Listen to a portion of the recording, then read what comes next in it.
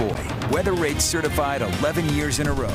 All right, with it being Friday and a holiday weekend ahead, let's head over for another look at the weather. Thomas? Yeah, Emily, as we move into this Labor Day weekend, we're going to get more high heat during the days, but at least it's been pretty pleasant at night. And this is the view from Red Cliffs Lodge in Moab, looking towards the Colorado River. Looks like you actually have a few folks coming down the Colorado River. Plus, you can see the twinkling stars above. That is an absolutely beautiful view for this Friday evening. Really doesn't get much better than that. And here's the view from Syracuse.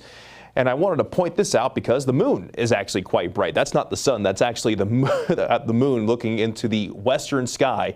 Really cool view nonetheless.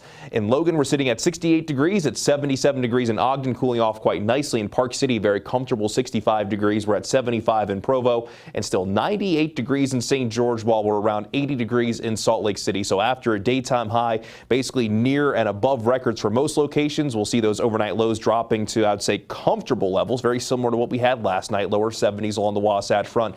But with high pressure in control tomorrow, those daytime highs will actually have a chance to be a little bit hotter tomorrow compared to what we saw today. Skies will be mostly sunny to partly cloudy. We might see one or two stray showers in the higher train in the southern two-thirds of the state, but the vast majority of you get through the day on the dry side and on the hot side. So if you have any plans to be outside for a while, especially in the afternoon, make sure you're taking the necessary precautions to beat the heat. And here's the setup for tomorrow with that high pressure squarely on top of the Beehive State. In the western half of our area, daytime highs will be ranging up to 20 degrees above average. Excessive heat in the southwestern corner of our area. And for the rest of our area, temperatures are going to be ranging about 10 to 15 degrees above average, very similar compared to what we've gotten used to. And in lower Washington County and for Lake Powell and the Glen Canyon recreation area, we do have an excessive heat warning that continues through Labor Day on Monday. In lower Washington County, daytime highs as high as 109, and around Lake Powell, daytime highs as high as 107. That's some serious heat. Then in the northwestern half of our area, including the Wasatch Front, we have a heat advisory that begins tomorrow at noon, will continue through Labor Day. I will not be surprised if this gets extended through the middle stages of next week, as daytime highs could get as high as 104, which means we could best the all-time September temperature record that we set a couple of days ago in Salt Lake City by getting to 103 and 104. And where we could also set an all-time monthly record will be in Logan, where daytime highs are going to be in the upper 90s. So we're likely going to break records over the next handful of days.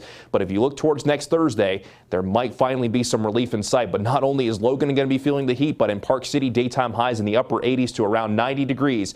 Once you get above 7,000 feet, that's where it gets comfortable. But then as we move down to southern Utah, in Lake Powell, daytime highs above the century mark, and with a water temperature in the middle 70s, that should actually feel quite fantastic. But let's begin the long-range futurecast, and I just stopped this at Tuesday morning because this high pressure is going to be the main controlling feature when it comes to our weather.